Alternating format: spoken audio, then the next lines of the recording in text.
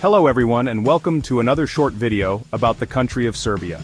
Today, I will talk about my view of the social situation in Serbia and the dichotomy of civil society and political elites.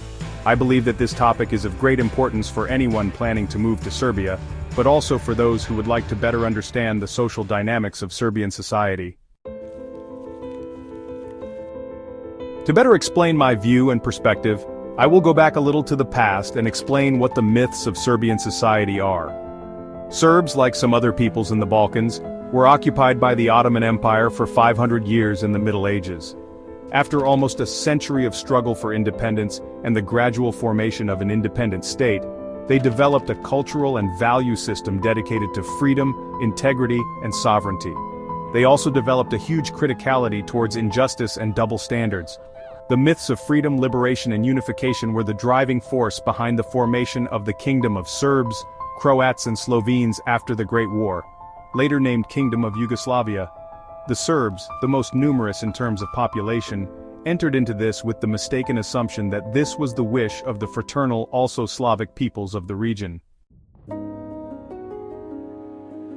During the Second World War, an ideological war was also waged between the citizens of the Kingdom of Yugoslavia. The ideas and values advocated by communism received a great response among the peoples of the Balkans. After the Second World War, Yugoslavia changed its governing structure guided by the idea of communism and socialism. The new ruling elite thought that they would erase all cultural and sociological differences among all citizens and nationalities of Yugoslavia with social engineering, strong propaganda, and a cult of personality. Thus, communist values would become deeply rooted in the population. Although some of the ideas and values of that system are still visible, it is obvious that such an attempt at social engineering failed, because after the collapse of the autocratic rule of one man, the state we remember as Yugoslavia also collapsed. The way Yugoslavia collapsed was through a long civil war that, even after 30 years since its end, still stirs up passions and leaves a bitter taste in the mouth. Today's Serbia is one of the republics that once made up Yugoslavia. Most Serbian citizens remember Yugoslavia with a smile.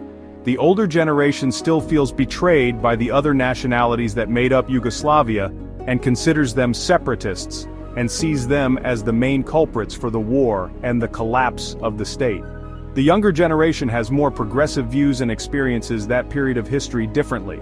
Now, so as not to stray too far from the topic, the values of heroism, unity, and sacrifice for the sake of higher goals such as freedom led the Serbs to self-government and the formation of a state.